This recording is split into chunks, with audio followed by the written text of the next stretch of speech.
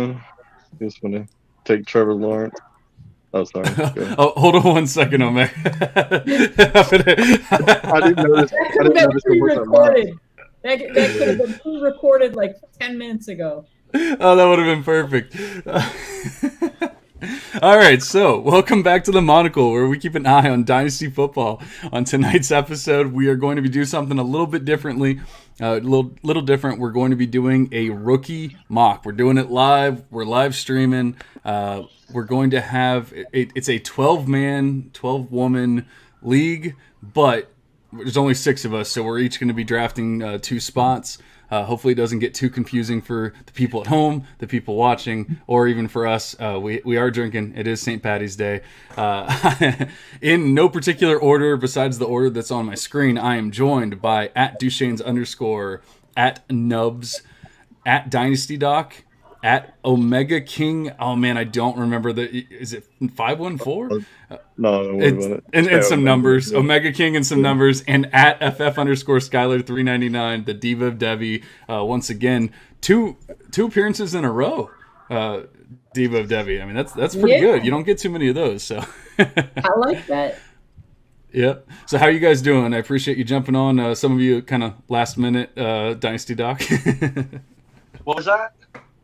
I said, some of you jumped on a little last minute. I appreciate you jumping on. How are you doing tonight? Hey, I'm doing good. I mean, it's St. Patty's Day. I'm not Irish. I'm not wearing green. Pinch me. Most action I'll get. But anyway, I appreciate you coming on, live talking fantasy football, and just glad to be with some people, having some fun, doing some thinking. Skylar's over here killing a bottle, and she's doing it right. Tito's. At least it's the good All right, stuff. Omega. I got some more. I got some reserve. Handles on handles. We got handles over here. All right, Omega, you were trying to jump the gun, about a couple minutes ago, but you are on the clock with the 101. It's a tough choice. I don't think anyone really knows who to pick there, but who are you going with? I'll not give Duchesne's a heart attack tonight, and I'll just pick T-Law 101. Yeah, that would have All cost right. some I should serious it'd probably help if I began the draft. Sorry about that. Yeah, I was like, how do I? That was the 101 of intros too. I need to get a clip of Omega just starting off. Oh man, I can't 101. wait. I'm gonna take T-Law. I'm definitely not me. editing that out either. Oh, No way. I'm at the 104. I fully expected to get Trevor Lawrence there. You might have if he How could you screwed that up. right? You never know. Because I would have, if he took Fields at 1, I would have taken. All right, Chase Omega. at 2. Obviously, it's 101. It's T-Law. You don't need like a huge description, but why are you going with Trevor Lawrence there? Obviously it's not team dependent. We're just going with best player available here.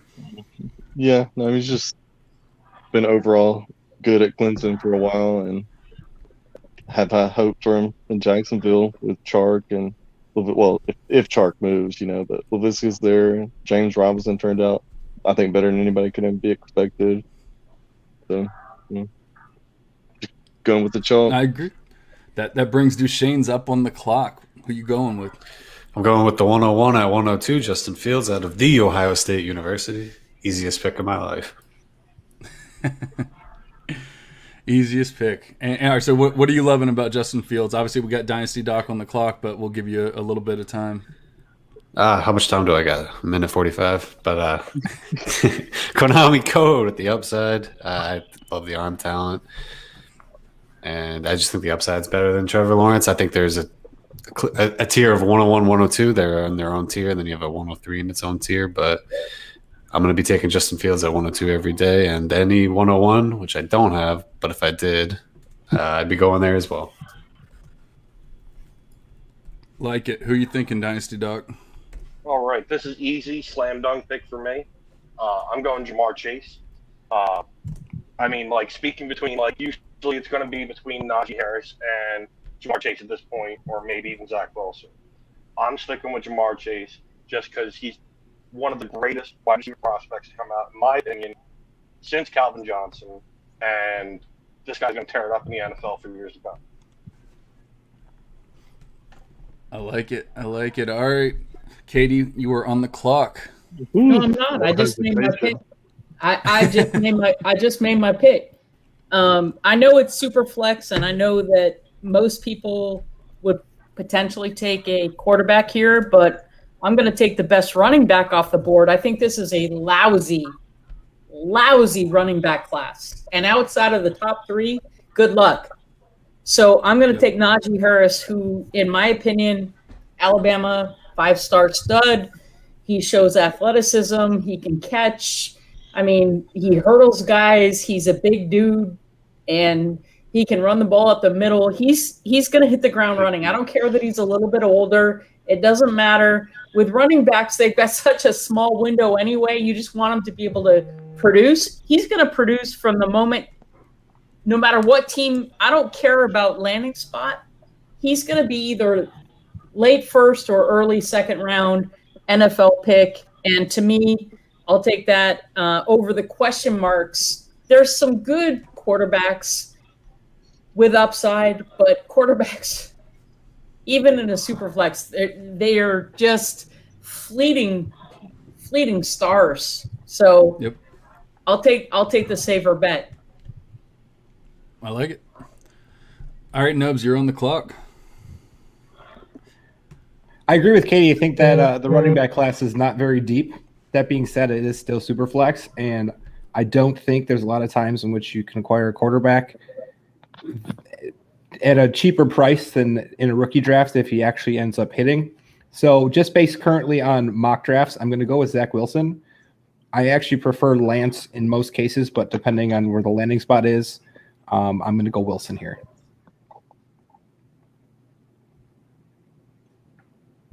And I just realized I was muted. And what is it about Wilson? Obviously, I know you said, obviously you're looking for a quarterback there and everything at 105. But what about Wilson is sticking out to you?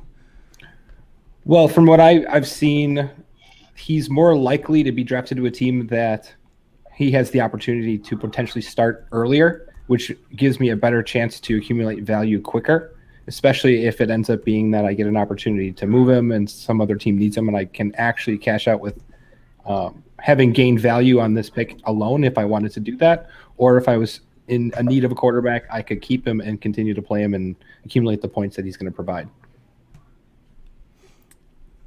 I like it. We got me on the clock now, and I feel like this one was made fairly easily for me. I actually have this running back as the 101 of running backs in this class, not the 101 in the actual class, but it's Travis Etienne. I think we saw everything that we needed to see from him with his weight gain, but still keeping his athleticism on his pro day. He still has speed. He still has everything you want. He produced in college. I mean, literally just the only thing that we're looking for at this point is draft capital, which I think everyone's expecting. Give me ETN at 106. And of course, I'm thinking, the quarterbacks. Like, I would love to get some of these quarterbacks and stuff, but I'll go ahead and take this running back and be happy about it. That brings up Omega at 107. Yep. And make my pick here real quick. So there we go. I'm gonna go with Trey Lance, the other quarterback.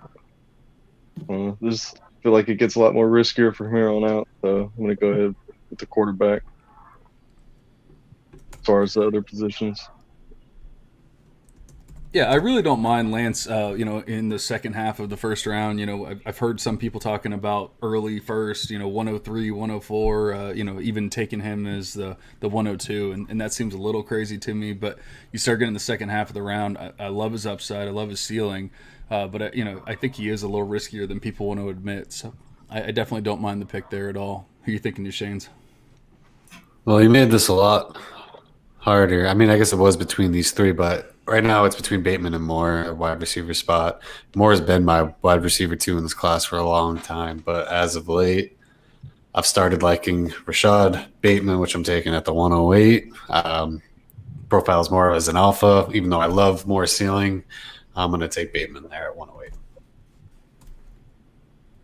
Yeah, I love Bateman there. Who is on the clock? We got Dynasty Doc on the clock. Who are you thinking? Oh, for me, it's between the third running back, my running back 3, or my wide receiver 2 as well, which is Rondale Moore. I'll go with Javonte because I feel like he is one of those guys that really kind of went under the radar because Michael Carter being there, and people are thinking like, oh, well, he can't even lead in a backfield type thing. But the guy has vision, he has quickness, good burst, has enough long speed to outrun linebackers. But what more can you ask for running back? Easy click and win. I like it. Like Katie was saying, there's really only the top 3 as far as I'm concerned. Then there's a huge cutoff, huge teardrop. And so, I definitely could see, the mid to back end of the first round, going for somebody like Javonte and possibly even earlier, depending on who you like better. Who are you thinking, Katie? I am going to go with the first tight end off the board, Kyle Pitts out of Florida. He's going to be a top 10 NFL draft pick, and those they rarely miss. He is a wide receiver in a tight end body. He can line up off the line as well as on the line, and he's a good blocker already. He can only improve in that. He doesn't give away. When he lines up as a blocker, he does not give away that he's going to run a route, and he's the kind of tight end that can run a route downfield. He's not just a, get behind the defense and get in the gaps in the zone. He can run routes for real, like downfield. He was averaging 18 yards per catch, which is insane for a tight end. And I just like his upside at this point at the 110. I'll take it. I don't care what team. This is best player available and more of a sure thing than any of the quarterbacks that are left on the board. Yeah, I could definitely see that. I honestly, I think you've lost your risk at 110. You're not talking about the 104, the 105 like some people are talking about. The quarterbacks have gone, the running backs have gone, and I definitely like that pick. You get the upside of Pitts. Nubs is on the clock. Who are you going with? It's kind of an awkward position based on what's left on the board. There's a lot of players you can make arguments for, but in this case, I'm going to go with Devontae Smith. I do like Moore a lot, and I am an advocate for Waddle, but I just think that Smith offers you the best chance at high wide receiver 1 upside, or getting into the top 12 or being a wide receiver 1 on their own team, which can provide you with high level performances week to week. So I'm going to go with Smith here because I just think that if I'm drafting in the first round, I'm trying to look for upside, and I think this is where I'm going to find it most likely. Yeah, I love that pick. I have Smith very highly rated, and it's really, for me, it's going to be trying to decide where I need to pick him because I feel like I'm going to be higher than most on him, and it's really just going to be trying to figure out by doing these mocks and everything like where I can get him at, where I'm not picking him too early or anything like that. That leaves me on the clock, and I'm kind of stuck between 2 guys that are pretty similarly ranked for me, and then I have another guy that I feel like I can get a little bit later in a draft, and so I don't necessarily want to go with him there. So I'm going to go ahead and take Rondale Moore, and Duchesne's isn't happy about it. He thought he was going to drop for whatever reason. I definitely wouldn't have got past me right here. Yeah. No, I know. It's just now I'm scared of what happens here. So, but with Rondale, I think he is a little risky, or maybe even a little riskier than some people want to admit, but maybe not because I'm getting him here at 112. I really don't mind him at all at 112. Like I love his ceiling. He obviously produced at a very early age. He did just about everything you wanted him to do except for staying on the field.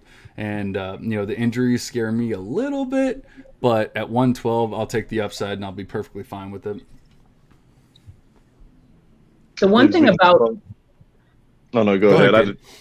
The one thing about Rondale Moore that I think he's already proved beyond a shadow of a doubt, he's a worker, and he keeps coming back from adversity, which is always a good sign.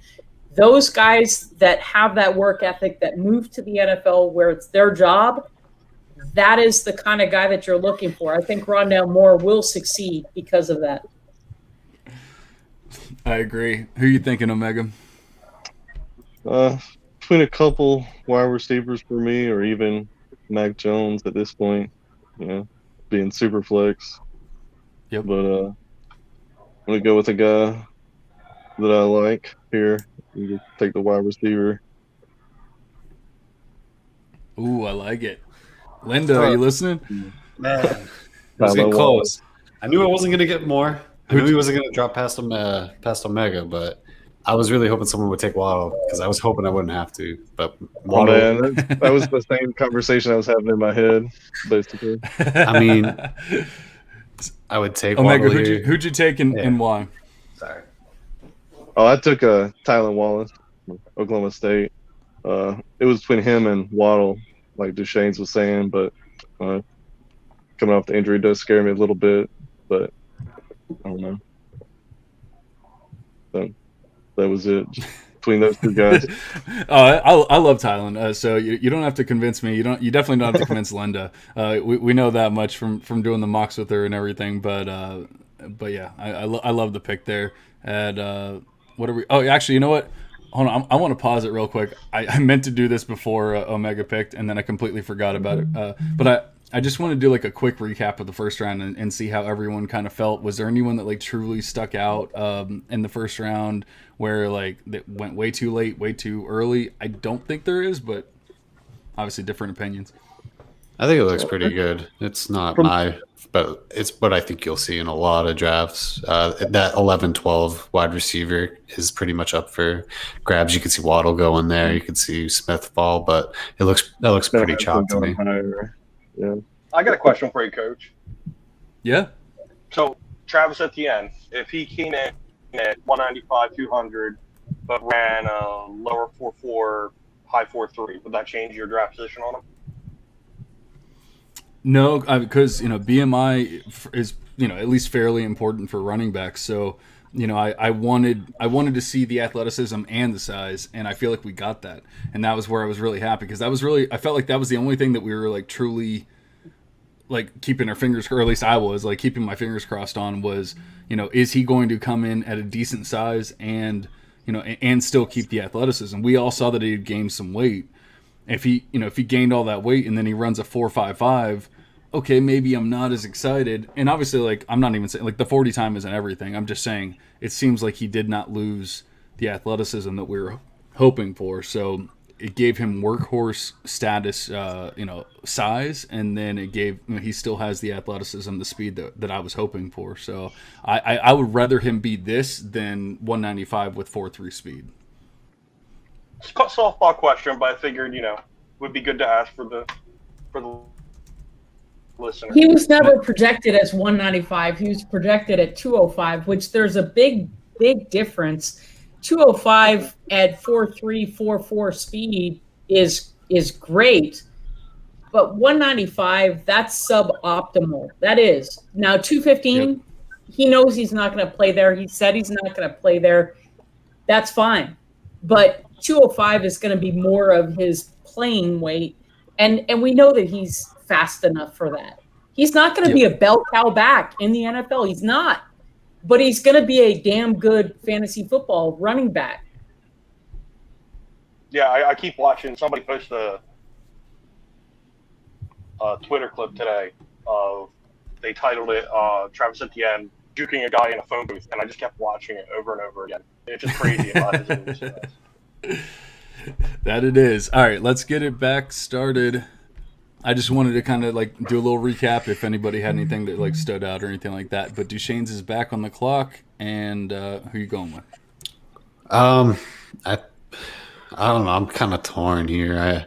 I personally would go Gainwell, but for the sake of the mock, I don't think Jalen Waddle falls past 202. So we're gonna go 202 with Jalen Waddle. I definitely agree with that. Like, I can't imagine that Waddle's gonna.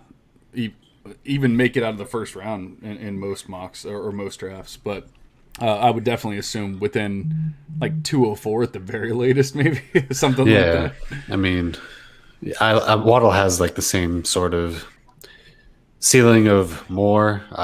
He never really produced, but he was starting to produce this year. He had 5 games to start the year, over 120 yards, and ended up getting that ankle injury. He's got the insane athleticism, open field prowess, and he's a guy with the ceiling, which is what you're looking for in rookie drafts.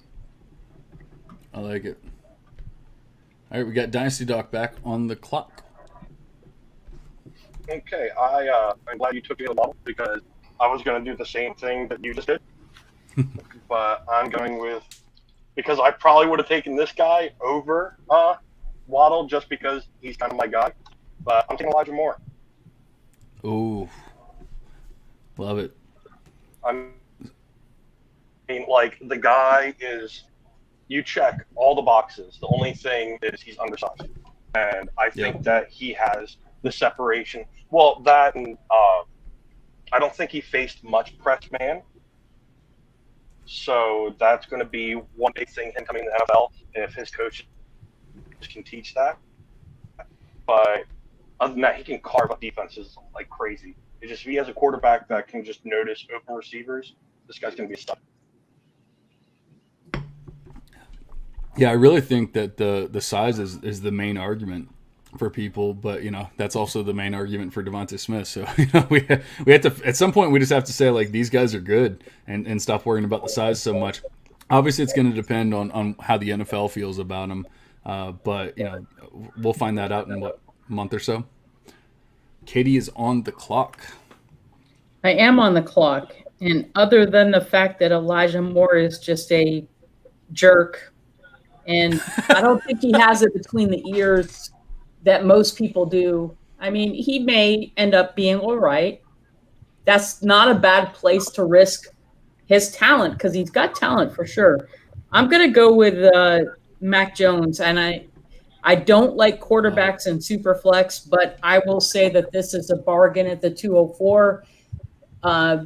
Again, he has everything going for him as far as he only had 1 year production, but very, very efficient. He doesn't have a deep ball, but guys like Tom Brady and Andy Dalton have made pretty good careers out of not having a deep ball, and he can get there. I mean, it's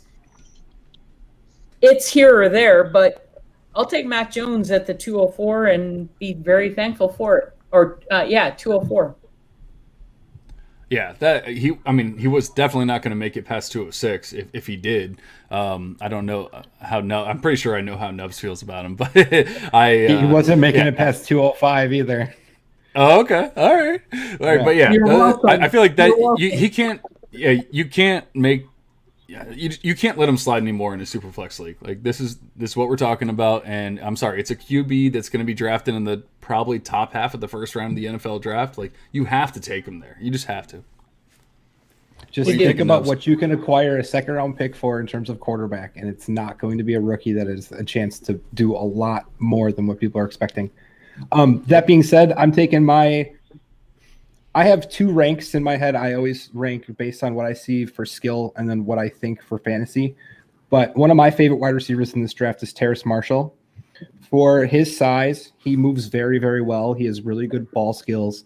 The one thing he doesn't have that I wish he did is bursts just off the line or certain situations. But besides that, everything I see in the way that he plays, I see potential true number 1 on a team, physicality and skill set. That unless you're doubling him, which helps somebody else, he's going to do some damage versus single cornerbacks or even just in zones. So I think this is a very easy pick at 205 to make and be pretty confident about. And the funny thing is, if I hadn't taken Mac Jones, I would have taken Terrace Marshall right there. So it's that close. And those are my 2 as well. Yeah, and Mac Jones may have to sit a year behind Cam Newton, but it'll all be good in the end, I think. I mean, only 2 on average will make it past their rookie contract. And if there's 5 in the first round of the NFL draft, 3 of them are busts. We know that historically. We know that. It's probably going to be Mac Jones is one of them. And if you're in a Gabbert, Locker, or Ponder draft, all 3 of them bust. Well, exactly. I mean, on average, that means that some years you've got more than, and some years you've got less than. And I think that this year we've got 2 that will make it. I'm not even going to say which 2, but 2 will make it and 3 will not. So, do you sell at the right time? Is the question. Yeah, that's what I was about to say. That's it's future value at that point. Like you just right, exactly. Take the starting job and then boom, sell them and all of a sudden you reset. Do you have a Josh Rosen window of 1 year, or do you have a Sam Darnold 3-year window to sell? Like Mitch Trubisky 3-year window to sell. It's all dependent on when you think that you've got to sell.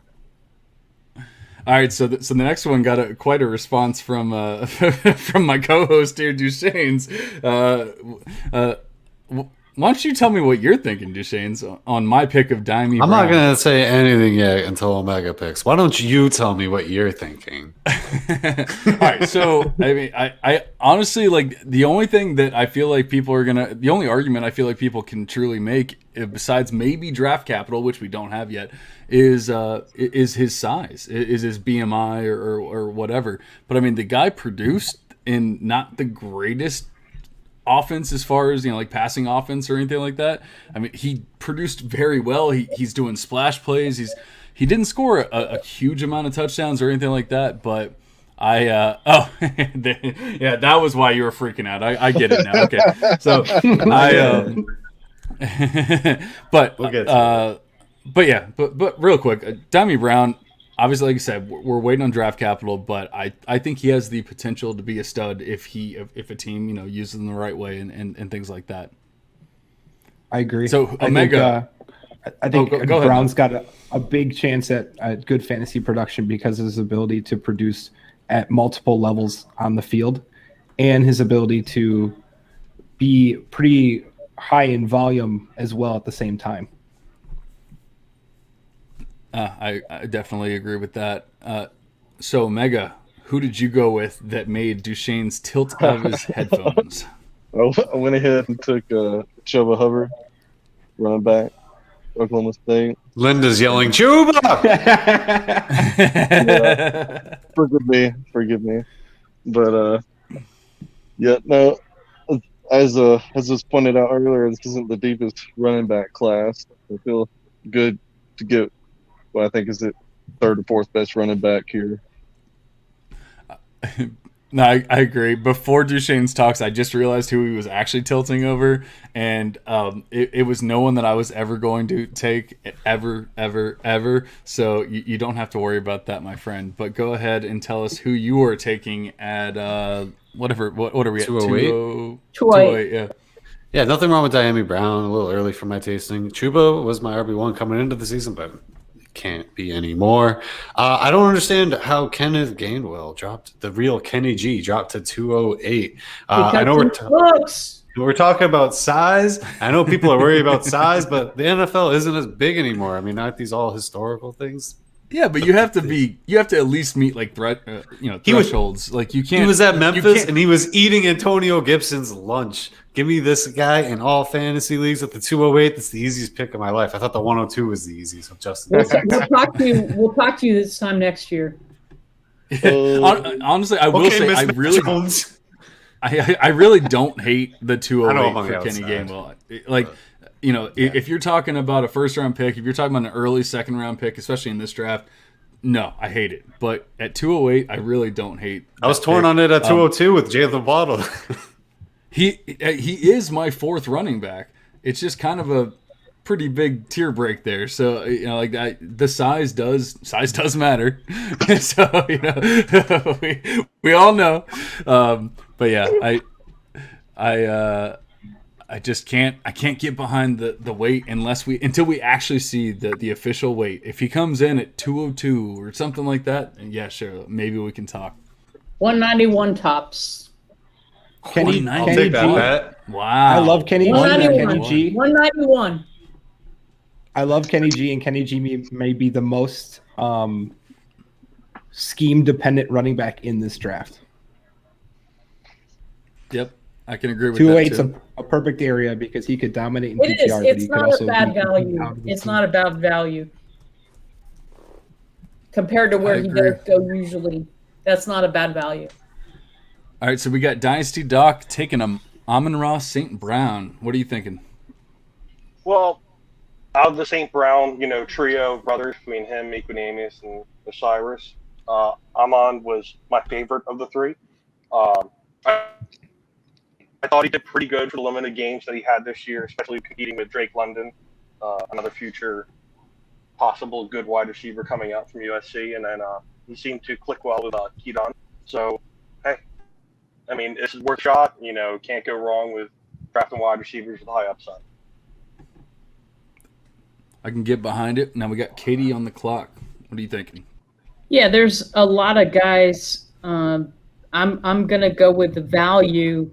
Shoot, where did I had it just a second ago. Just 1 second. Technical difficulty here.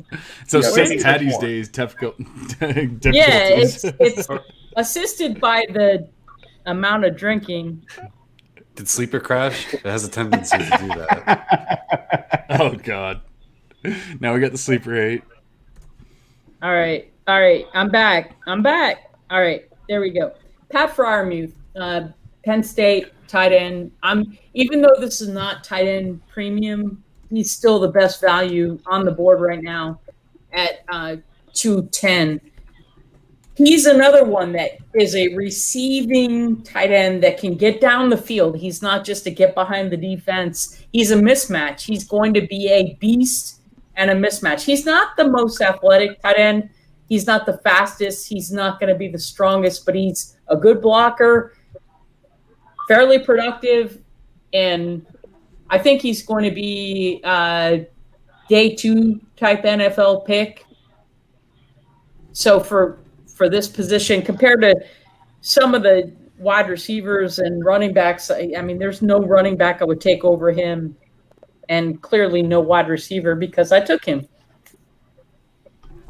Yeah, I see that. What are you thinking, Nubs? I love that analysis of Freiermuth. I think Freiermuth, I think just based on NFL, his abilities as an actual player, he has a better chance of being on the field where Jordan may miss and not even be able to show his stuff. That Freiermuth is a true tight end, and I like that pick. With what I have remaining, there's a lot of ways that this draft could go with like Terry, Williams, and even Carter. But there's a guy I want to highlight, and he may not go until later, but it's just one I feel strongly about. It's actually Jarrett Patterson.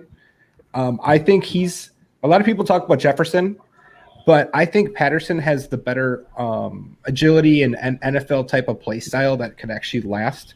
Where Jefferson has great vision, but Patterson has the actual physical ability to match, where he can be a good second back in a system. He'll be able to find holes and beat defenders one-on-one through the hole. And it would be really interesting to watch him play as a secondary type of running back in a system.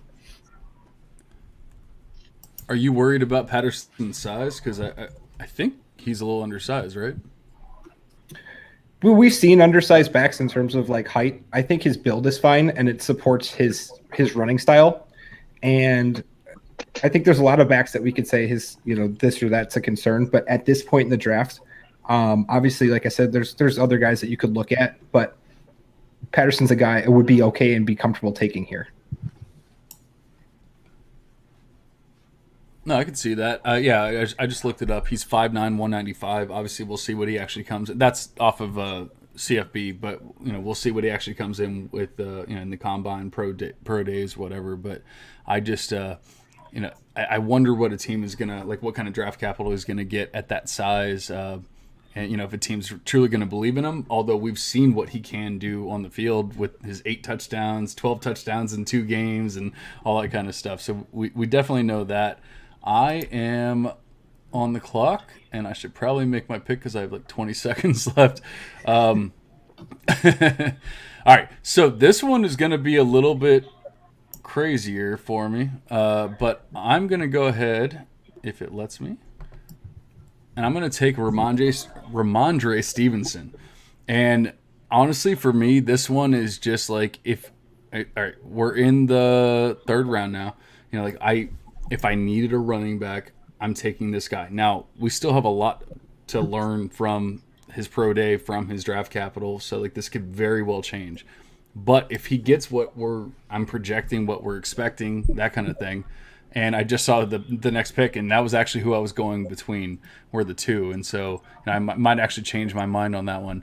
But with Stevenson, it's just, you have that size. If he has just decent athleticism, I feel like he showed us that what he can do this year. He only played 6 games, I think, but he had 800, 900 all-purpose yards in those 6 games. He kind of showed us what he can do, and so if he's not just a true plotter running a freaking 4.7 or something like that, then I might actually consider him here.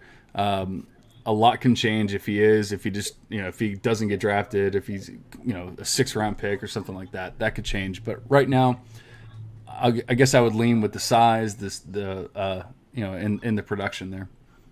Didn't he run a little bit slow? Did they have a measurement on his 40 recently? I can't remember. If they did, I don't know if I got an official number. I think I have. I think I have unofficial numbers, but with his, I never actually saw the official number, but I saw it was like a 4.6. Mm-hmm. But with his size, his actual, with the size he has, a 4.6 doesn't really like bother me. But he lost like 20 pounds, so he's like 225, 227. 4.6 is not that great. No, I definitely agree with that, and that's why I'm not taking him at 110 or something like that. Maybe 4 times.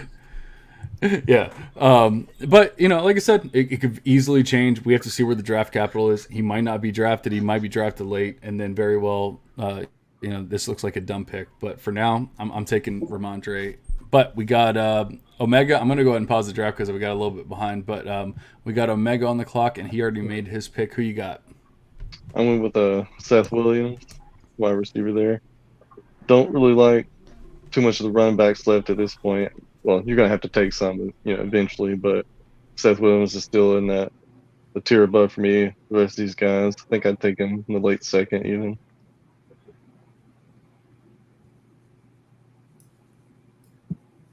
Oh, sorry, I was muted. I definitely on board with that. Like I said, that's who I was going in between. I was going back and forth between Seth Williams and Ramondre. I feel like you kind of get out of like the specialness of the wide receivers at this point.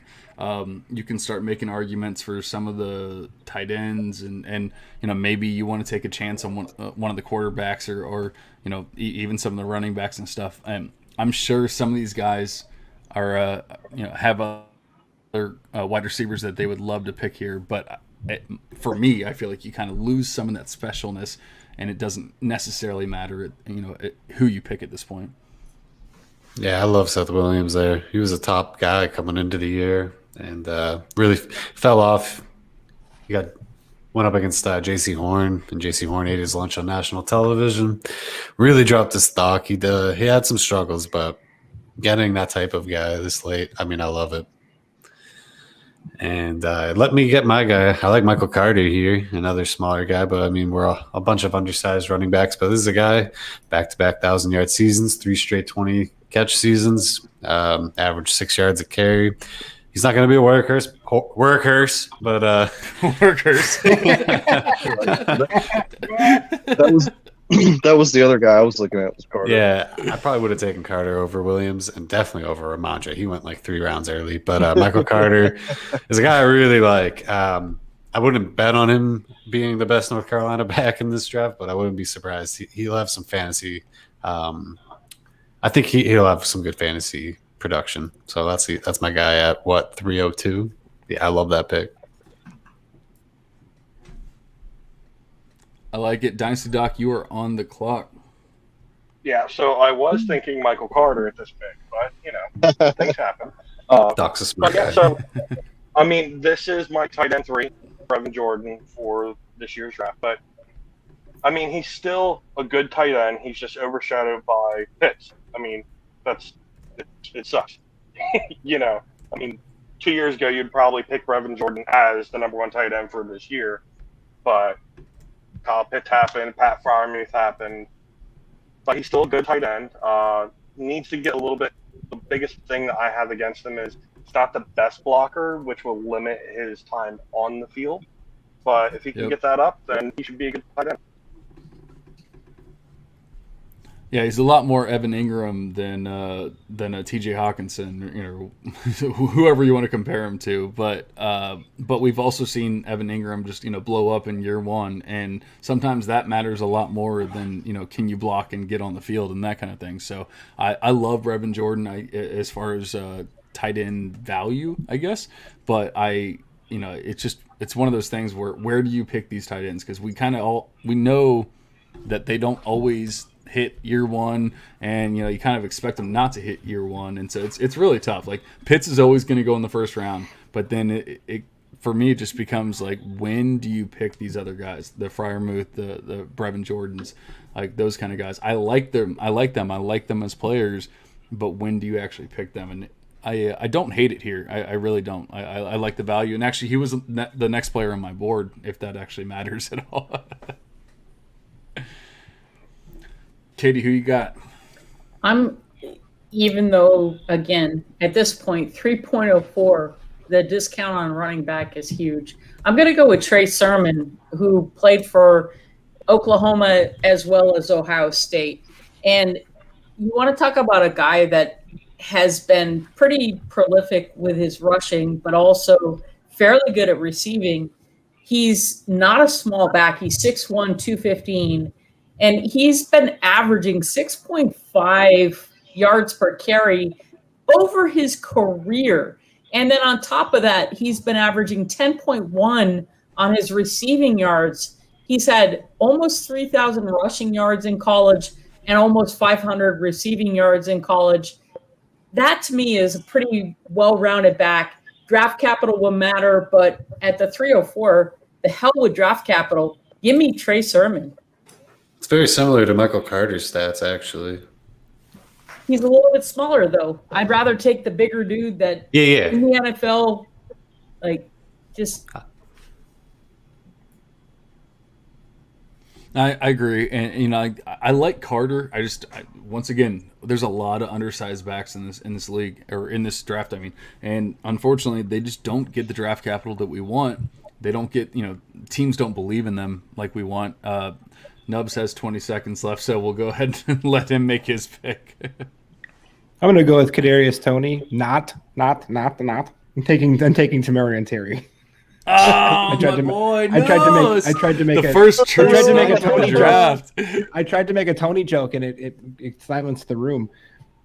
No, I'm going after a guy who shows that he's got size, he's got some speed.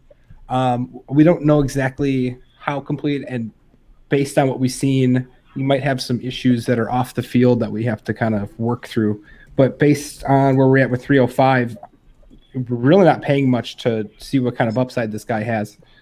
So I do like this pick. I did liken him to a Jacoby Jones type of play style, but I'm hoping that he expands his skill set and it becomes more than just that.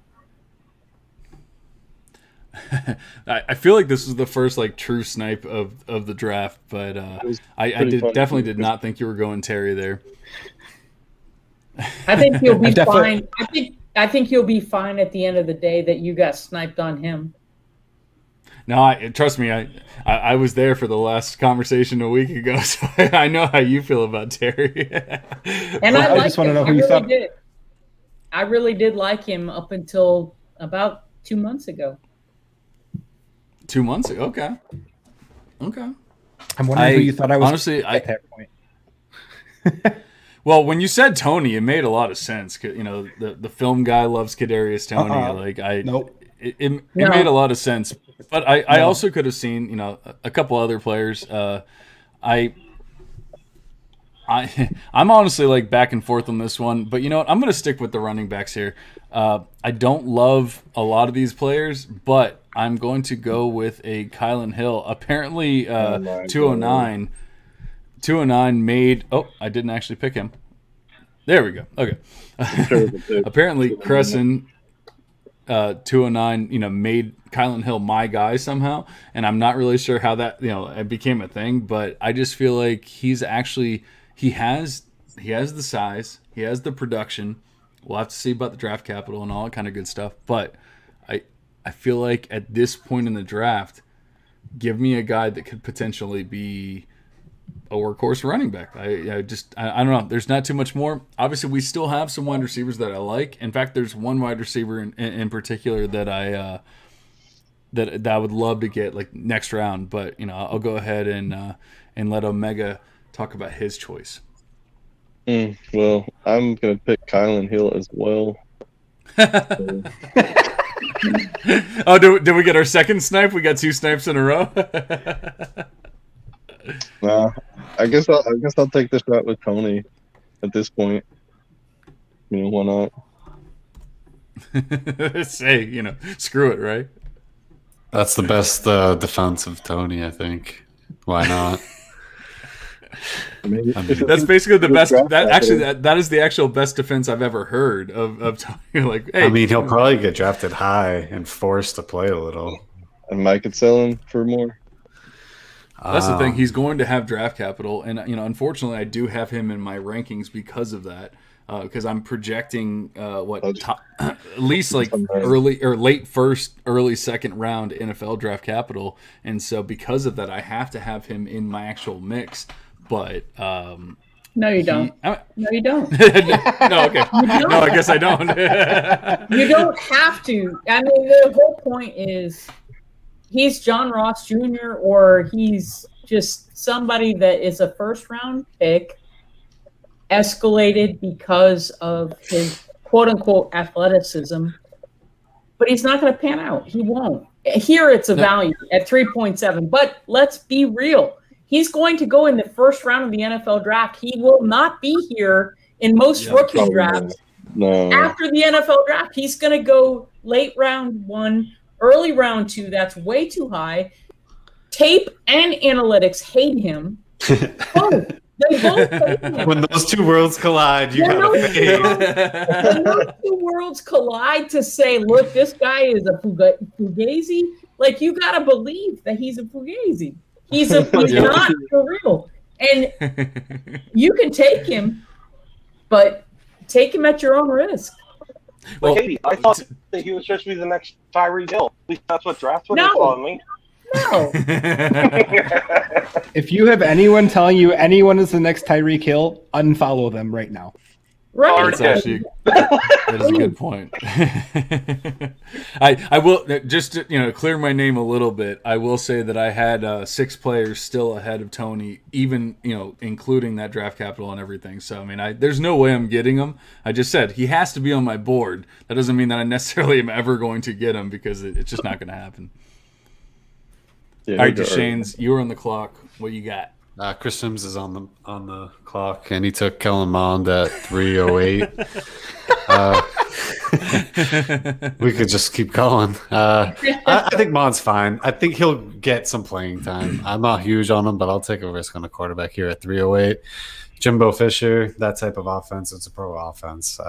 He'll get 3rd, 4th round capital, I think, and you might be able to get a higher pick next year for him. Yeah, I mean that's a good pick, and there's a song written about him. Come Monday, it'll be all right. Come Monday, everything will be fine. Oh man, we got St. Patty's Day, Katie, tonight. I know. I love every second of it. Yeah, but that's not a bad pick for this spot right here in a super flex. That's a really good pick, especially with the speculation that he could go higher. That's actually the first time Duchesne's has ever been told that he had a good pick. So, I'm sure he really appreciates that. Stick around for the 4th round. Katie's going to start doing a jig. Oh, I will pay for it. I don't know that it'll be an Irish jig, but But it'll be a jig. It'll be something. Did you see those handles that she was pouring earlier? Like, it's gonna be something. Dynasty Doc, we got you on the clock. What you got? All right, so it's funny that Shane takes Kellen Mond, and people give him a little hell for that, whatever. But I take Jamie Newman. I know he's probably a 4th-round guy, maybe even undrafted. But this is where probably the area I'm taking him because I just believe in him. I know he didn't perform as well at the Senior Bowl, but I really think, hey, the guy didn't play football all year, and that was his first game back, since last year or 2 years ago. And I just believe in the guy's talent, and I think he's going to be a steal for an NFL team, sit on the bench for 1 or 2 years, and be a good starter going through. And by the time that he ends up being a starter in the NFL, you would have sold him for less than what you paid. And you would have been impatient as an owner because he's middling behind a clipboard. I like Jamie Newman, but he needed this year to really prove it, and he didn't play. So that gives me, thankfully, I'll take Jamar Jefferson. Again, not a deep running back class, but there's some specialists that you can get as value late, and this is one of those guys that I think that you can get. He's 21 years old. He's a strong two-way producer, and he's got decent size with decent speed. So 3.09 or 3.10, I'll take that all day. He's got great vision. Definitely great vision. I was about to ask about that guy. He's been falling in drafts. Yeah. I mean, I've never seen him go this late, even in the Superflex mock. He's usually in late round 2, early round 3. Yeah, honestly, it's probably the latest I've seen him go. He does have the size. I guess we just have to see the draft capital at this point. But I definitely do not hate the pick at all at that point. In fact, no hate on Dynasty Doc, but give me Jamar Jefferson over Jamie Newman all day long. Hey, that's fine. That's fine. Over Kellen Mond. And Katie was the only one that actually saw, or at least. As far as I know, it was the only one that had film access to the Senior Bowl. What did you see at the Senior Bowl for Newman? I'm sorry. Not a lot. And again, between him and Mon, I think Mon has more potential, and that's why I like that pick more. I think he will have more draft capital. When it comes to quarterback, it really is the opportunity. And so for both of those guys, they're going to hold a clipboard for a little bit at least. And I think Mond has more potential to break free and become a starter sooner than Newman does. Oh, I actually 100% agree with that as well. No, the only reason why I asked is I've heard a lot of talk from people about how Newman has this crazy high ceiling and everything, and I guess I can kind of get behind it, but it's just the riskiest of risky. Could he be anything? And the fact that he came to the Senior Bowl, which is the one time that he could have possibly shown that he has all that talent and ceiling and everything, and did absolutely nothing. And I know a lot of people argue the Senior Bowl is not the end all be all or anything like that, but it's another opportunity to showcase what you've got. And he failed. And again, the average is 2 quarterbacks per year make it through their rookie contract to sign again. 0 out of 22 quarterbacks that were taken in the first round from 2009 to 2016, 0 out of 22 are on the same team that drafted them. Well, do you think that's because they take them early, and those early ones are the ones that fail, and the guys who don't get to start right away, they wait 2 years, then they show themselves? Maybe that's why they're the ones getting their contract more. Because the guys who go early are still getting a contract a lot of the time. I don't know what the stats are, but I'm just thinking maybe that's one. They're getting a contract with another team. That doesn't necessarily mean only 5 of those 22 are starters in the NFL. 5 out of 22. Which again, that's not out of the ordinary. That's pretty much history. Yep. So again, for fantasy purposes, if you can get that window where you've got the first 2 years of production and then you can sell them before they bust, or 1 year and then sell them at their best, highest peak, cool. That's awesome. Yeah, no, I definitely agree with that, and I wasn't trying to hate on Dynasty Doc for his pick or anything like that. I just feel like I've heard. At this point, everybody's a value. It's late third round. Everybody's a value. I'm not saying that at all. Oh no! Like my thinking on it is that if Jamie Newman, if he does indeed get drafted, the NFL team that did, they're going to have to go back to his Wake Forest tape.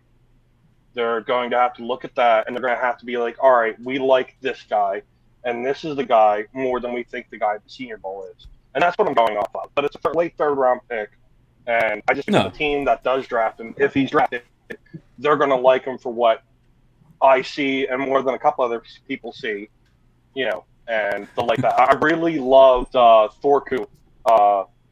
His comp was David Garrard, and I really thought that was actually pretty spot on.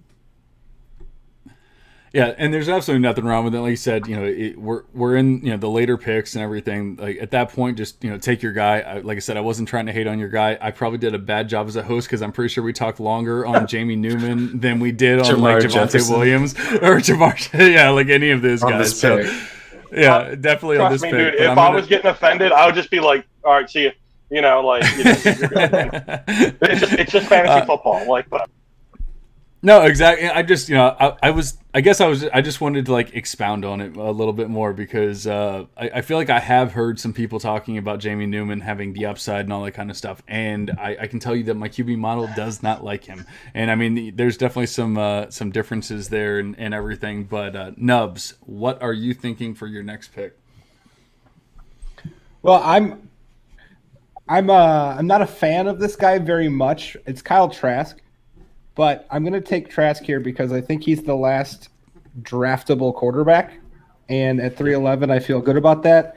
And I actually think he has a better chance over Mond and Newman. I think Mond's a turnover machine, and Mond doesn't process very quickly, and Mond loses games for his own team. But Mond has legs, so he has a chance. Where Trask can throw up some prayer balls, and they may be answered, and it could be something that you could then flip him for more picks later or something of that nature. And I wanted to let John pick his guy because I know he's still on the board. So I'm going to let him do that. Well, I don't know if it's the guy I'm thinking of or not, but I'm going to take Tutu Atwell. That is it is the guy you were thinking of. Okay, that's cool. You know my guys. You're already getting ready for our rookie drafts and everything. I'm a little scared now, but but I feel like I'm kind of making the same argument for a lot of these players, but with Tutu, obviously we know he doesn't necessarily have the size or anything like that, but I feel like we do know he has the athleticism. He has the production. He's just a good overall player. It's just going to really be, where does the NFL covet him? Like, where does the NFL decide, they want him, that kind of thing. And, but, at this point in the draft, perfectly fine with taking him because honestly, I probably... At least a week or two ago, I probably would have taken him a little earlier, but then I finalized all my models and actually got my rankings and things. So, at this point, I'm taking him. I'm perfectly fine with it. And now we got Omega on the clock.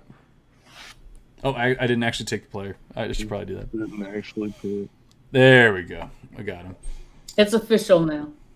It's official. All right, it's 4:01, so Katie needs to start stretching for her jig. Uh-oh. We got the stretch. Omega, what are you thinking? Ooh, I'm going to go with CJ Marable, running back. To be honest, I don't know a lot about him, but I do listen to a bunch of podcasts. Shout out to Rookie Fever this time. They had some good things to say about it, and I'm this late in the draft. Let's take a shot on the running back.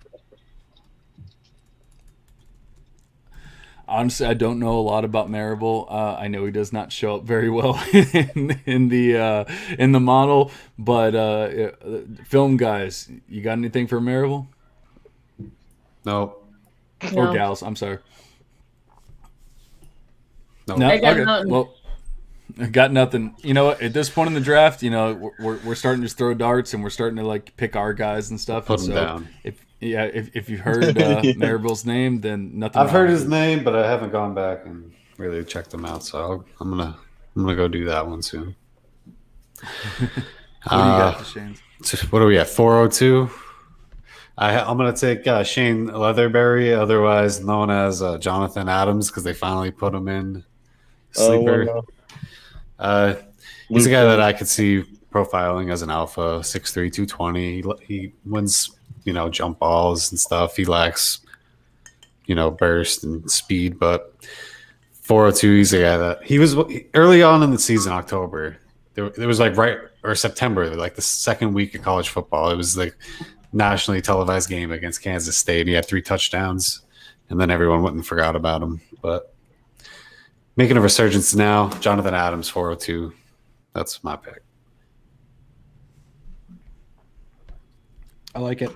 This is an appropriate place to take him for that upside. Yeah, honestly, at this point, I feel like I'm not going to hate on anybody else's picks because it's just like why? Yeah, just don't take how Ian could Book. You do take Ian Book. At this point, why does it matter? It's not going to be any different than taking Jonathan Adams or Franks. CJ Marable, except for you might have a starting quarterback at some point. Dynasty Doc, you are on the clock. All right, I am going with Amari Rogers. I just think that Okay. this guy is if he can get on a team that manufactures touches for him, he's a weapon with the ball in his hands. Obviously, coming in at a little bit undersized in the height department, but he's playing at what I think like plus 200, 210ish. So he can make it work. But this late in the draft, I'm just taking the upside. Yeah, once again, I have no issues. Like, once we get to this point in the draft, if you want to take Amari Rogers, I'm not a big fan of him, but I understand that, he has potential. Obviously he was in a big name school this year, at least, and everything. So I'm not going to hate on any 4th-round picks. It's just, at this point, I feel like it just becomes preference. And I've heard of Amari Rogers being, comped much earlier in drafts. And so, you start talking about the 4th round and everything. I really don't hate it. But we got Katie back on the clock. Yeah, you just got to steal with Amari Rogers. In fact, he should have gone at 305 where Tamari and Terry went. He would have been anywhere in that range, way better. But I will take, and I'm happy to run to the podium. I'm going to take Javian Hawkins, running back. You want to talk about a dude that he maximized. He ended up at 196. People talk about Kenny Gainwell. Oh, he's fast. He does this. He can catch. He can do all this. Kenny Gainwell started off his career in college at 185 and finished at maybe 191. He's at Javian 195 Hawkins right started now. off at 165, ended up at 196-ish at 5'9", and he has a lifetime rushing average of 5.9. He had 1,500 yards in the 2019 season as a redshirt freshman. As a sophomore, he ended up with 822 yards, but his receiving score, he's right there, 149, 268 yards. He's just insane. You want to talk about if you're going to get a running back that is only one-sided, miss with speed. This guy has the speed, and he can be that 1B to whatever offense. So especially this late, I'll take that discount. Thank you. I'll start the draft back. Yeah. Sorry about that. I got him now. No, you're good. I just wanted to say with Hawkins, you're not concerned. Like, obviously, he doesn't necessarily have the size, and then he really doesn't seem to have the receiving ability as well. So, like, it doesn't seem like he would be that, like 3rd down back or whatever for a team that they might be looking for. At 404 compared to where Ken Gainwell went at 2.08, give me the discount. I'll take that all day. No, I'm I'm 100% serious. on board. I'm 100% on board. There's I a was whole really bunch just of playing likeness. devil's advocate There's at that point. Yeah. Right. There's a whole bunch of, you got to make me make a pick. I'm going to take somebody that has some upside. He's got a bigger speed score. I'm sure he's got a bigger speed score than Gainwell. So he's a home run hitter. So I'll take that. No, I'm on board. Nubs, what are you thinking? There are some receivers that have specific abilities on here, like Eskridge, but I want to go with Warren Jackson out of Colorado State.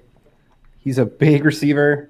He's got wheels, and I think with appropriate coaching, you could see them shine up this rock into some form of a precious stone worth having on a roster.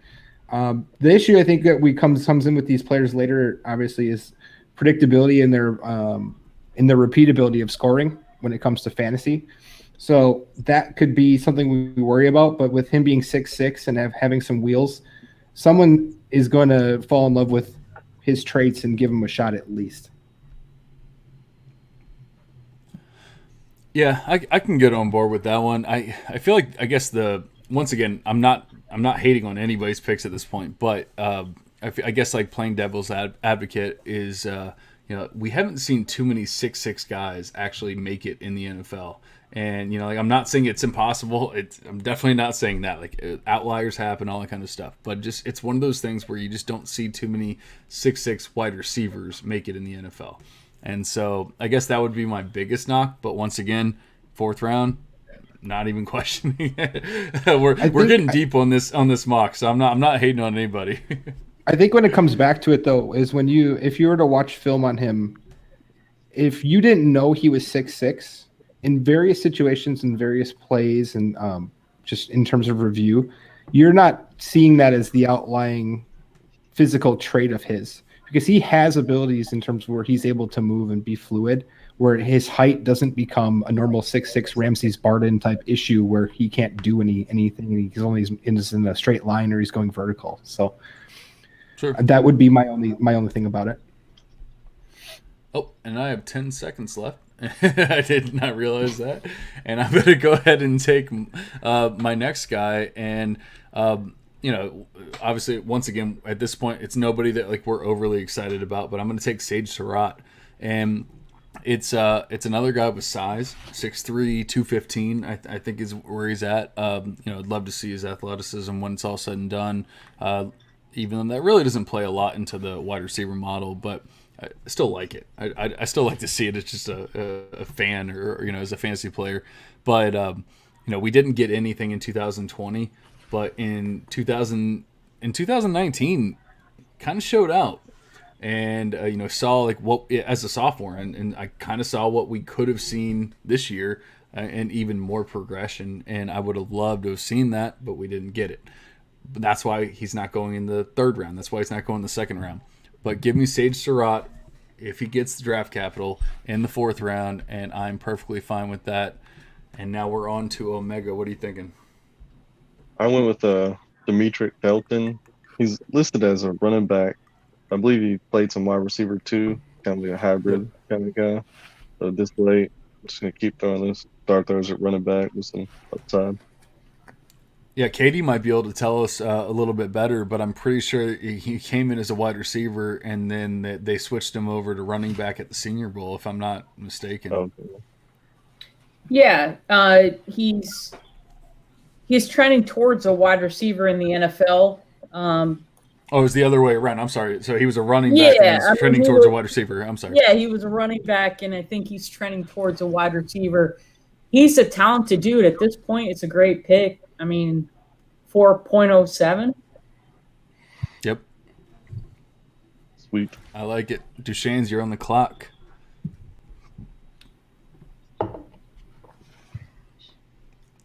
It's getting deep at this point. He doesn't even know what to say. We got speechless Duchesne's. It's the first time ever. Oh man, I still got 6 dudes in the queue of Duchesne's. Oh no, 6. Is he muted? Oh, Duchesne's, are you muted? Yep, you're muted. Well, Oh man, this whole time I'm sitting here. All right. So we lost Duchesne's. Oh no, there he is. talk. Nope. No, yeah, he's still all right. Something's going on with his audio. So I will talk for him. He took Daz Newsome. I know from having him on the Debbie Devotional Pod that him and Aaron Wilcox have been talking about Daz for quite a while, and it's I don't have a lot of love for Daz, but we're also in the late we're in the late fourth round at this point. So I'm not gonna like freak out about it. And he actually is coming up on my list.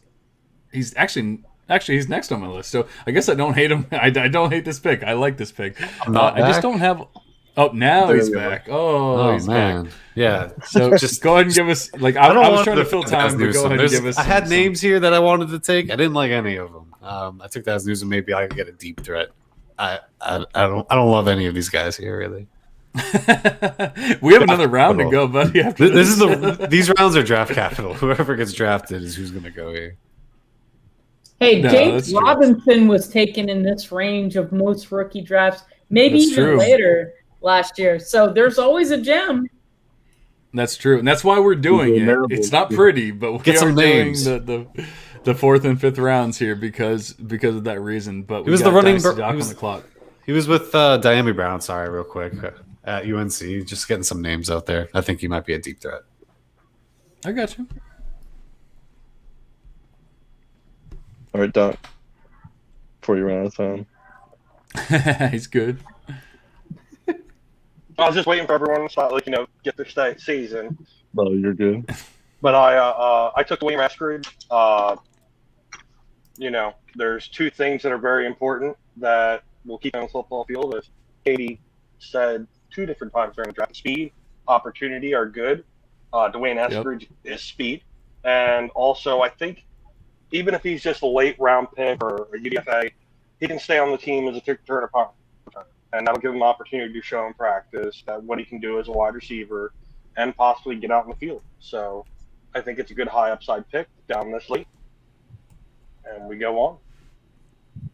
We go on. Yeah, we don't have to give a lot of analysis on these fifth round picks, late fourth round picks. Yeah, I'm not going to give a ton of analysis on this next guy. I think he's going. Well, shit. I haven't made the pick yet, so it's like I just changed my mind midstream. No, I'm gonna go. I'm gonna go with him. Where did he go? I hate Sleeper. I freaking hate Sleeper. How do I sort? Type it in at the top. No, I can't even sort. I can't sort by. I want to sort by. There he is. I found him. I couldn't sort by position. Oh, I got sniped. No, that was my pick. That was my pick. Draft is like that. I don't know why. I'm gonna take Hunter Long out of Boston College. And I was looking at him for next. He's another athletic tight end, and I don't know that he's going to be anything more than an NFL 2. He's a good blocker. He's athletic. He can catch, but he's nowhere near like Freiermuth and Jordan and Pitts. There's a huge gulf after that, and it shows. At 4'10", you get a steal. Tommy Sweeney was there at Boston College. It's going to take a long time if he's going to be a fantasy producer, but still, over the other guys that are still crapshoots, I'll take him. No, actually, I love the pick. And that was my next pick. If he made it, my pick. 2 more rounds. Oh, so he wasn't making it, but yeah, that was a good pick. So it wasn't quite a long shot. I guess not. I would have also taken him. I can't find my guy in Sleeper, but I'm gonna go with Darden from North Texas. Oh yeah, he's not in there. Just pick some random person, and we'll say that you picked Jalen Darden. All right, there's also a duplicate player you can take. We'll go with Rudder. Okay, but I'm gonna go with Darden because he's got something special. I don't know because he's really small, and he's playing against subpar competition. But I feel like if there's a way that you can design plays or at least get him in certain areas where he can use his feet and try to, out agile the defender, he could be something. So that's why I'm taking him, because I think there's upside there for him to have a specific fit, but I don't think that there's like a million teams that would make sense for him. Isn't he a small school guy that only broke out his final year? I don't know about production as much as I do production about was his last year. Okay. And here it's not a bad shot, but a lot of people have Darden much higher, and I cannot understand it. He's a small school guy that only had production in his final year. He didn't have an early breakout age. He didn't dominate. Like, if you're a small school guy, you should dominate from day one all the way through, right? Yep. He never did. Yeah. Well, to be fair, he progressed every year. If you're looking at his stats, I don't care about progression. If you're in a small school and you progress, that's great. You're just an average Joe. I think it matters though, because you could have poor coaching. I'm not saying that in the fourth round he's not a value, but some people have him rated much higher than this. And I just want the listening audience to understand why Jalen Darden. Why? I don't get it. We're looking at you, Podfather. But Nubs, you had a retort. What was it? Well, I just want you should pause the draft real quick. I think it matters. Like, yes, you should dominate at a small school right away, but I also think there's reasons why you are a small school. It could be that you broke out late in high school, or even you might not even started playing football till later. So I just think there's situations to just kind of be aware of where there may be a reason why they didn't break out early, and don't hate on progression in terms of them actually learning something, but it is less reliable for you to predict them to have future success in the NFL. Okay. No, honestly, I completely agree. Like, at that point, you get to the fourth year, fifth year, that kind of stuff, and you haven't broken out, and all of a sudden you break out, and it's completely different than you do it your second year, third year, and I feel like people do overvalue the 18-year breakout age and that kind of thing, but at the same time, breaking out at 22 is no esplano. But I went ahead and took Shy Smith. Oh, my bad. Okay, Shy Smith. I've actually heard it both ways, but I honestly, we're at that point in the draft where I don't have like a great feel of why I'm taking him, but my model is telling me that he's like the next guy on the list, and he didn't really do all that much like production wise, but he is with South Carolina, which I feel like you guys know a lot more about college football than I do, but I'm pretty sure South Carolina isn't like blowing up the nation with their offense. Maybe I'm wrong with that, but he's my next guy. I know that much. But Omega's on the clock. He already made his pick, and who are you thinking? I went with Larry Roundtree. Keeping up a theme here of these late round running back flyers. Hoping to hit. I see that. 3 in a row. 3 in a row. You have anything about Roundtree, or just like him? Or are you just going running backs at this point, trying to get the running backs that you need? Yeah. I got you. And we got Doc on the clock with 25 seconds left. No, it's Duchesne's. Oh, my bad. We got Duchesne's on the clock with 25 seconds left. Kind of going wide receiver version of Omega. I'm just taking flyers on these wide receivers that I think might have certain skill sets or routes to production. Marquez Stevenson, another guy that I think might be he could be a short yardage guy, like if you draw it up right, but another deep threat like Daz Newsome, quick, undersized. Taking my shot.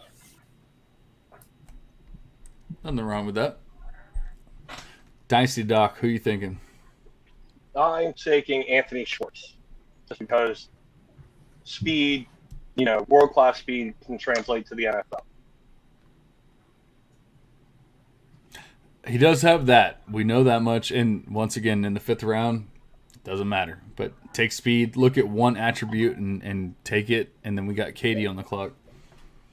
No, I like that pick, and I agree that if you're going to miss fast. That's true. One of Scott Connor's favorite sayings, and I really have enjoyed podcasting with Scott Connor on Off the Rails podcast. I'm going to take Cornell Powell out of Clemson, and I think that he's a steal at 504, even in a super flex draft.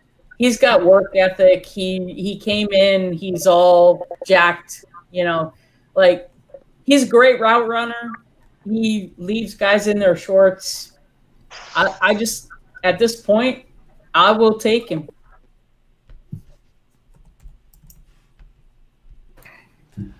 All right, Nubs, who you got? I advocate for leagues to have taxi squats, and the reasons for that is because I like to stash players that I might not have any value in, but maybe they hit and I'm able to accrue some. And for that sake, I'm actually going to take Ian Book. He has footwork he needs to work on, but he also has shown a little bit of flash in college where he's been on some successful teams. He's accumulated some stats. He's done some stuff with his legs as well, but yeah, his footwork is really bad. So I would draft him to put him on a taxi squad to see if he hits it all, because I hate paying up for quarterbacks after the rookie draft. It just really, I feel like there's so many other situations where from quarterback 7 to quarterback 12 to 14 is kind of the same, and depending on who's selling and who's buying, they may not be available. So I always want to be one of the sellers in that arena. Yeah, I can definitely get behind that. Honestly, I think I left Book off of my rankings in the list that I had today, and so I probably would have drafted him a little bit earlier, but it wouldn't have been that much earlier. But I like the pick there. I'm sitting here with a guy that did not produce until his 5th year as a 5th-year senior, and so I'm not loving it at all. But we're also in the 5th round, so I'm gonna go ahead and go with it. And it's Khalil Herbert, and he has the size 5'9", 205. Like the BMI that we're looking for. Obviously, we'll wait and see on the pro days and the draft capital and everything, but he didn't. He really did not do much at Kansas, but he moves over to ACC and Virginia Tech, and all of a sudden he kind of produces. He's putting up 7.6 yards per carry. Now, he did put up 8.9 yards per carry the year before at Kansas, so maybe there was a reason for the transfer or whatever you want to say. But I did not make my actual pick, and shit, I did not. So. I'm going to pick Nico Collins. No, I'm just kidding. I picked Nico Collins, but that did not work. Omega, go ahead and make your pick. And but yeah, real quick, I'll just finish it off. It looks like he has. Well, he I has just that, want to say that you can blame John for this, Duchesne's. Uh-oh. But yeah, like once again, we're in the 5th round, but he has that workhorse size, to an extent. And, he has some production. I don't love it with a 5th-year senior, but yeah, it's fine. And yeah, Omega took Duchesne's guy, and so you can go ahead and tell him why. Because I took Buka Williams. I was going to switch it up with Duchesne's and take a wide receiver and let him take the running back last round, but you took the guy I was going to take. So we'll just keep more running backs on the squad. Hope they hit. So did you were going to take Nico Collins, Omega? I was going to. Okay, that's who I would have taken, actually. Oh, yeah, okay. And now Michigan ruined him. He can't run routes. He's not even worth this late pick. Oh, no. Michigan likes to bury the wide receivers a lot. Sorry. If you go back and look from 2006 or 7, they have not successfully transitioned their wide receivers to the next level. Yeah. Oh. Not even their running backs. I mean, Michigan just sucks. They just suck. Yeah, well, what about Louisiana Lafayette? Yes, I just took Elijah Mitchell. Yeah, well, You expect them to suck. You don't expect somebody that's in. All right, so what do you love about Mitchell?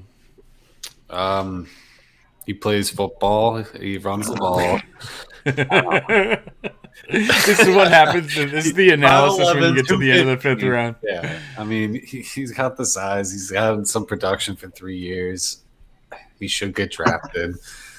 That's it. That's all I got. All right, Dynasty Doc. Frank Darby, what do you think? I think that he's a jack of all trades, master of none. Like, he does good things in all different categories. He's just not great at any of them. He's probably going to be a fourth wide receiver at best on some team. Got it. Katie, who you got next? We got 3 picks left, and then we are all done with this draft. Okay, so my final pick, I'm going to go with a guy that I've loved in Devy for 4 years, maybe 5. I think maybe 5.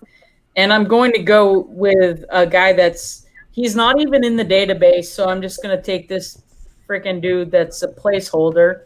And then I'm going to tell you that I'm taking Josh Imatorbhebhe. He's my baby. And the dude broke the combine. Like, his pro day, 46.5-inch vertical. That's a combine record. 24 bench, 4.48 speed, 11'2" broad jump. The dude is 6'2", 220. He played at USC and then Illinois, and for different reasons, he didn't make it at USC. But he ended up, for Illinois, averaging 19.2 yards per catch. He's a decent wide receiver, and he's athletic as all get out. And at this point in the draft, I'm taking my baby. I like it.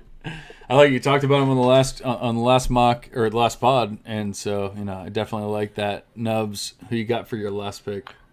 Can I just ask a quick question? Do you know how he transferred? Do I know how he transferred or No. why? Do you know the reason as to the reason for the transfer? He wasn't getting the playing time. He wasn't. Okay. Yeah. And okay. his brother I didn't know if there was was something USC specific. with him. His brother, Daniel, was a tight end, and it just didn't work out. I mean, he's from Georgia. He's a Georgia boy. He ended up going to Illinois in order to get more playing time, which he did, and he was the stud. He was the star for Illinois. And even this year, he averaged 13.5. So it's all about a chip in a chair. Does he have a chance? I think he's going to be more of an undrafted free agent. So, again, at this point, I'm taking my baby. And I don't care about draft capital. But if he makes it, he makes it. And if he doesn't, I still love him. All right. I like it. Who you taking, Nubs? All right. I've twice now tried to take tight ends, and Katie has blocked me. So this time she cannot do that. And I'm going to take Kenny Yeboah from Ole Miss. I know that his production, once again, doesn't match what you guys want for expectations in terms of early or number of years in repeated fashion with production. But I do like his size. I like his ability in which he moves, the way that they used him to attack downfield or even just out past the linebackers and in front of the safeties, things like that. I don't know if it's a complete profile, but I feel like it's a guy that could find a way to sneak onto the field because of his athletic ability. And we know that tight end sit for a while, so he's going to be a taxi squad guy. And somehow, some way, we got the Spaceman on the pod. I don't know exactly how this worked out. We usually don't get him until like midnight on Friday nights. But Spaceman, are what's going on? I heard Omega just tapped out, so I'm in as a replacement. Call to the bullpen. I'm in. So I have no idea what the board looks like, but I have an idea who I can take anyway. Well, that's good because it's our last pick, and I'm pretty sure I just missed it because I got 57 seconds left. So I'm actually going to take Des Fitzpatrick, and he's 6'2", 210. He doesn't have amazing production in college, but it's Louisville. I mean, you guys could probably tell me better about that. But the thing is, like, you can see the kind of production that he has per play, like on average. And so in the 5th round, give me that kind of guy. He has the size. He has the athleticism, I'm guessing. And so, yeah, give me him at, what are we looking at, 5'12" at this point? I'll take him. So, Spaceman, I was not up. We don't have Dez in the database, so I'll go ahead and take Daniel Rodriguez. But yeah, so Spaceman, what do you think of the draft?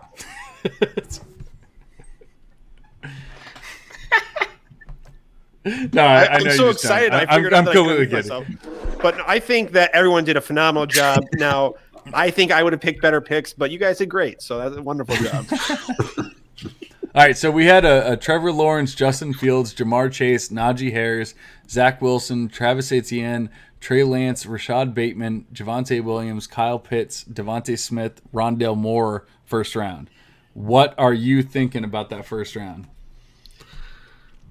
Did Katie get Rondale Moore at pick 12? No. I got Rondale Moore at pick 12. Oh, wow. Wow. Yeah. Man, you hate Rondale Moore, too. I do not hate Rondale Moore. I'm the complete opposite of hating Rondale Moore. But No, that sounds good. Interesting. I think that's interesting. So the running backs went a little early, right? Najee Harris. Not really. 1-4, 1-6, 1-4, 2. yeah. I took Bateman over Moore 1-6 at and 108. And that's pretty 109. much what did it. Because I don't want to derail this, no, though. I just wanted to come in, and I thought Omega needed picks, so that's why I came in. But I don't want to derail anything, guys, because I don't want to take away from your show. we came in to close it up for us. Wrap a bow on. I'm guessing he put in the chat. I didn't realize he was doing that. But yeah, we didn't have any picks left. But I appreciate you jumping on anyway. But yeah, honestly, all of you guys, it was kind of last minute. Had a last minute change, so I really do appreciate it. But I hope this helps some of our listeners. Katie was talking on the last pod about how it's important to know who people are taking now, so you can know who you shouldn't overvalue later. And I definitely agree with that. You know, it kind of hit home with me. So I feel like we should be doing more of these. And you know, Spaceman is he only jumped on. He gave terrible analysis, but he does not normally do that.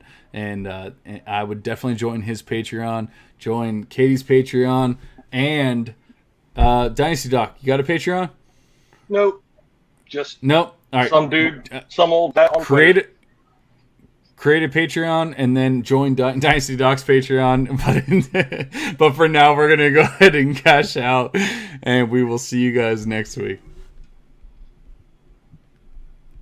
If I can get to my end broadcast.